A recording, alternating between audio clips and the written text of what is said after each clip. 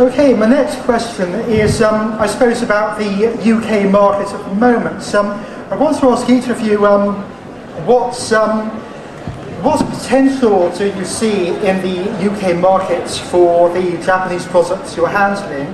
And have you noticed any changes or tendencies in the UK market over the last few years? Is anything different now? Is the market moving a particular way? So I would like to start with Mr. Stone. I think in the time that I've been involved, since I'm in Konami, I think the situation in the UK has changed. I think in the early days, I'm going back, I'm talking about video games really, rather than trading cards. There was probably a sort of stronger element back in the 90s for people interested in Japanese video games at that point, because of, I think, the strength of Nintendo, the kind of games that were coming out then. I think that these days, as the market has grown and the big games tend to be, as Jan was saying earlier, the sort of Call of Duties and those kind of American style games, the Japanese games have tend to be fairly niche. So I think the secret really is to make sure that to take something which is strong enough that it can be what we call localized. So in other words, made relevant to the European market, the British market, the European market. If I, rather than using Yu-Gi-Oh, if I use a video game example of that, for many years we were releasing Castlevania games, which were made in Japan, and they were only selling sort of very small quantities.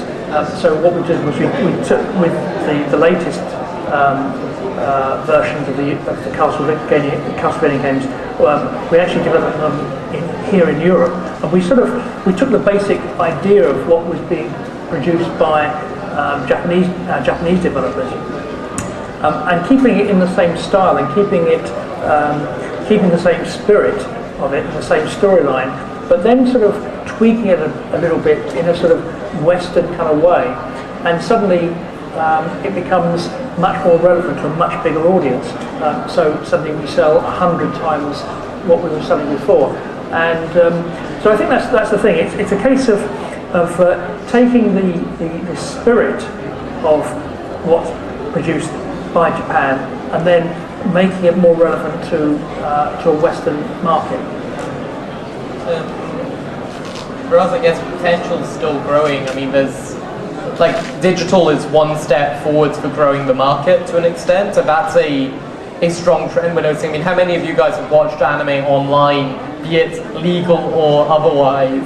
I mean, I'm seeing some knowing nods in the audience here. I mean, that's definitely a trend. It doesn't mean that people don't want physical media still. It just means that when you buy physical media, you want something more than just the disc with it. So like we did with Clamp in Wonderland, where you had a book, like a DVD, and nice appealing packaging to go with it. That's perhaps the future trend for packaged goods, and things like HD downloads in place of Blu-ray and stuff basically, and just regular streaming in place of SD content is very likely to be potentially the way forwards for a lot of it. It's one option at least. It doesn't mean that packaged media will die for animation. Far from it, actually. I think it's going to get stronger, just in a different direction. But that's definitely a trend we've noticed, and the potential is still as ever huge for anime in the UK, I think. I completely agree with Peter. I think in recent trends in the UK, particularly for video games, Japanese-centric games have become incredibly more niche.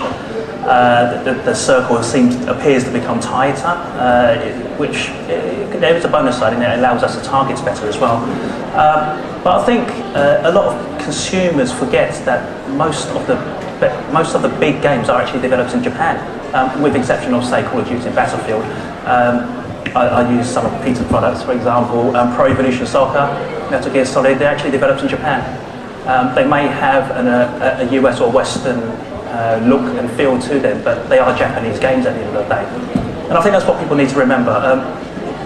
Although the market seems to be shifting, and as I say, the core Japanese artwork seems to be getting smaller, Japanese games are actually still selling, so there's no need to worry about that.